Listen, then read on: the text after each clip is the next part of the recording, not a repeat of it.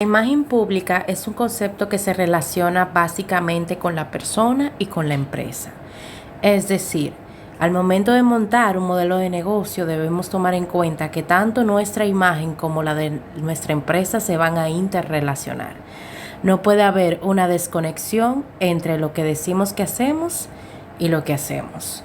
Es decir, que si yo vendo una imagen personal pública de integridad y respeto, si tengo una empresa, la misma debe continuar con esta misma tendencia, para que no se vea como una discordancia o una falsa moral.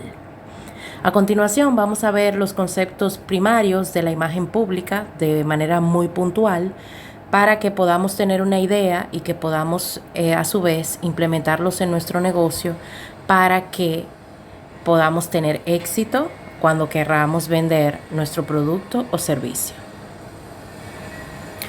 Hay que establecer que la imagen es un concepto racional. Es decir, primero hay un estímulo del ambiente más un receptor y eso es lo que genera la percepción. Al yo entrar por una puerta, el receptor, quien es el que está recibiendo el estímulo de mi entrada, va a tener una percepción de mí dependiendo de, por ejemplo, pudiera ser elementos como voy vestida, cómo hablo, cómo me dirijo a los demás, mis actitudes corporales, en fin, la percepción es el resultado de la estimulación.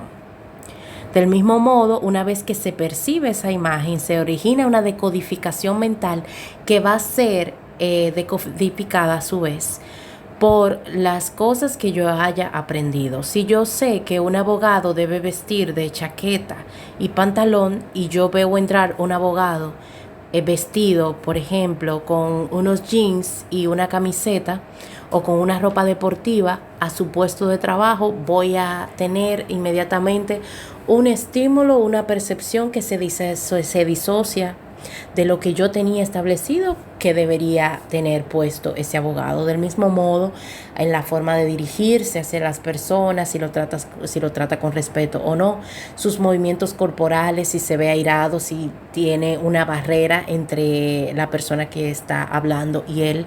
Es decir, desde el mismo momento en que se recibe el estímulo, hay una parte que se interrelaciona con los conceptos y las imágenes mentales que hemos aprendido. Entonces, inmediatamente, esa imagen que yo decodifiqué se convierte en una opinión que me genera una identidad respecto de esa persona. Es decir, una hipótesis de el por qué esa persona que viene a su centro de trabajo viene en ropa deportiva si es abogado y no quizá un entrenador físico. Entonces, la identidad más el tiempo es lo que llamamos la reputación, que en posts anteriores habíamos dicho que hay que cuidar la reputación con la vida porque muchas cosas dependen de ella. Vamos a continuar entonces con el otro slide. Como decíamos, la imagen pública tiene un concepto racional, es decir, que se puede diseñar y manipular para que sea percibida de conformidad con lo preestablecido por la sociedad.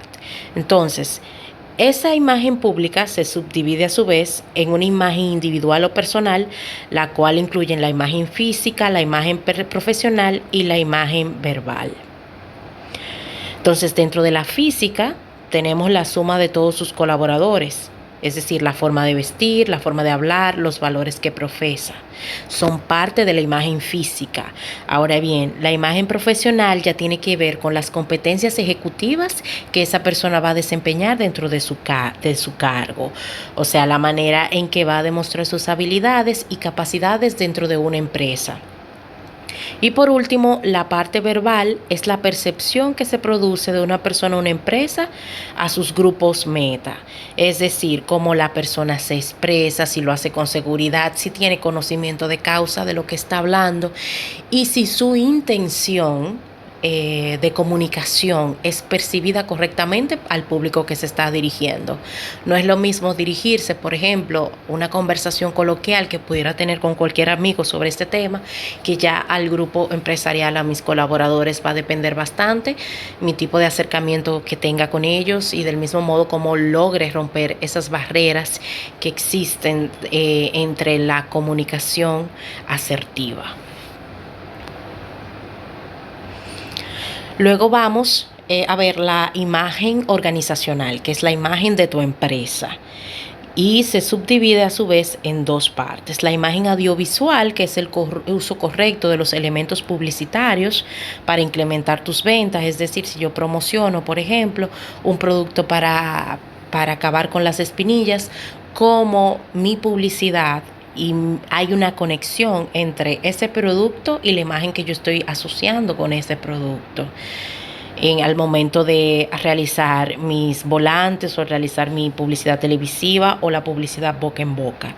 Del mismo modo, la otra publicidad, y que también forma parte de la imagen pública, es el ambiente laboral. La imagen que se ve al momento de entrar a tu negocio, si está limpio, si los cubículos se corresponden al tamaño del espacio donde se encuentra, si está bien iluminado, si tiene algún tipo de fragancia que identifique a tu negocio. Muchas empresas, sobre todo de ropa, utilizan olores específicos para que cada vez que tú evoques, recuerdes ese olor, te acuerdes de esa empresa y la experiencia satisfactoria que tuviste al momento de estar en ese negocio y hacer tus debidas compras.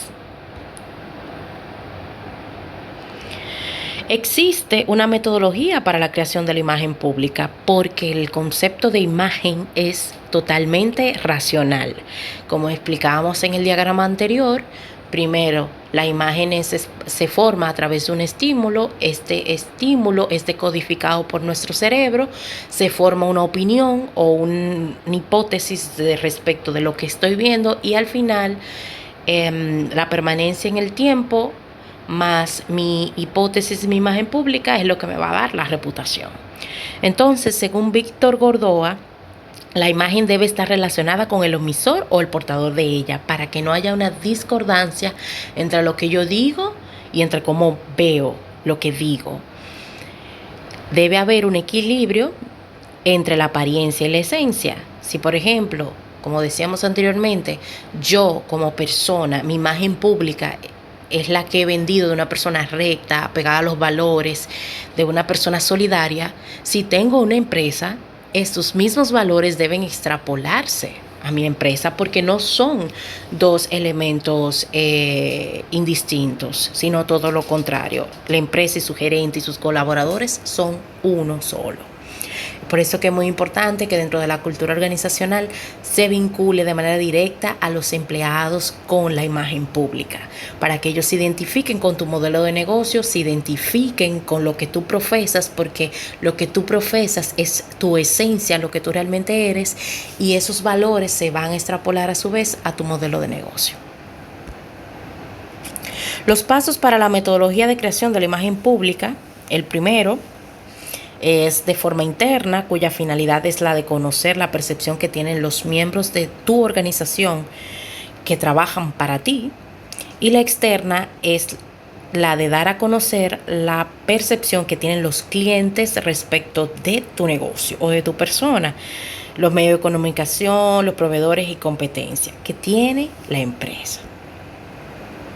Entonces, luego continuamos con el diseño. Después de que analizamos los clientes internos y externos, vamos a diseñar cuáles son los factores que distorsionan la percepción y sus posibles soluciones. Si, por ejemplo, mi empresa se caracteriza por ser eficiente y solidaria y tengo un empleado dentro de la cadena de distribución, por ejemplo, que no está siendo eficiente, entonces yo debo determinar cuál es la razón que está haciendo que ese empleado que siempre ha trabajado de acuerdo al procedimiento no lo esté haciendo en ese momento, para corregir y así mi reputación no se vea afectada, ya que una vez que la reputación se ve afectada, y es percibida así por los clientes, se genera una hipótesis y esa hipótesis es muy difícil de trabajar. Por eso hay que siempre estar velando por cómo va mi cadena de valor y cómo va mi imagen interna y externa.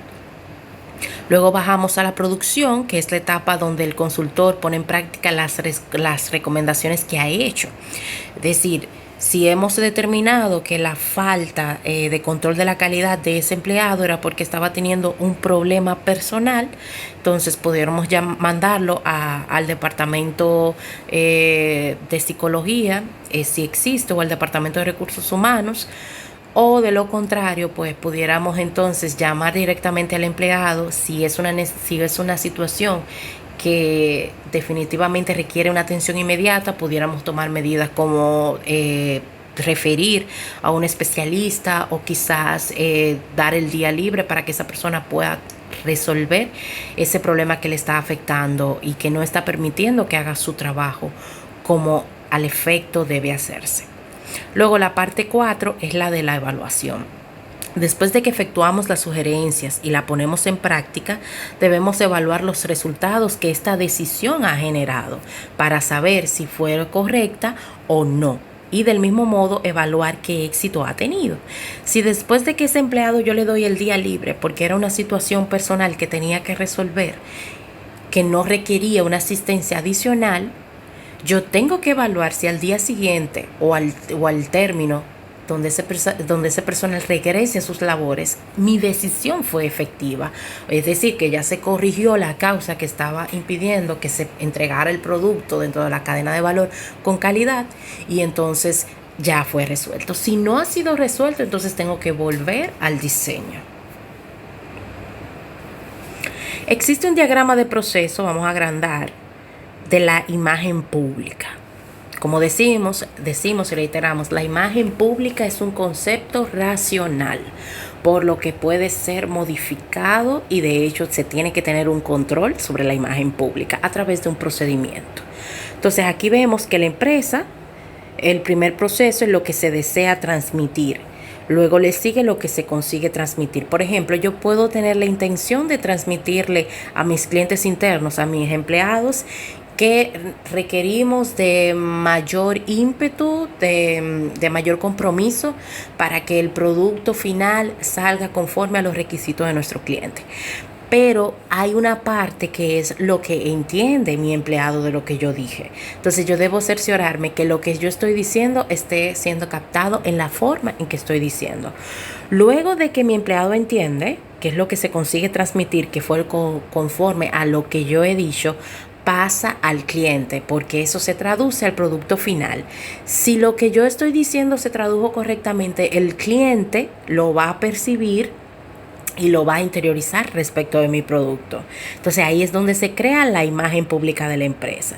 Si lo que es percibido e interiorizado no es conforme a lo que yo había planificado para darle el servicio a mi cliente, entonces se devuelve el proceso a la empresa para que lo evolucione, para que corrija y evolucione. Existen unos consejos o buenas prácticas para lograr mantener la imagen pública dentro de la organización. El primero y el más importante es presentar a los empleados la política de la empresa y por qué tiene sentido seguirla. Un empleado que no esté familiarizado con tu cultura organizacional va a ser un empleado que no se va a identificar con tu empresa y por lo tanto no va a ser efectivo al momento de desempeñar sus funciones porque no siente ningún tipo de relación con tu empresa. Debe alinearse siempre los aspectos de la marca de la empresa con la responsabilidad social y la contribución a la comunidad. ¿Qué hace tu trabajo como empleado para contribuir con estos tres elementos mediante el establecimiento de relaciones honestas y constructivas con estos y con el público? Se debe especificar a quién se aplica la política de imagen pública. El siguiente paso después de la creación de una imagen positiva es el mantenimiento de la misma. Se debe crear una asociación con el público que reciba los comentarios tan a menudo como sea posible. Por eso la cajita de sugerencia, la retroalimentación es sumamente importante, porque al final el servicio se presta para el público. Pero también recuerda que tus clientes no solamente son los externos, sino los internos, que son tus empleados, que son la columna vertebral de tu negocio, el motor, lo que impulsa tu idea, también deben ser escuchados en sus reclamos. O sea que la cajita de sugerencias no solamente es para los clientes externos, sino para los internos.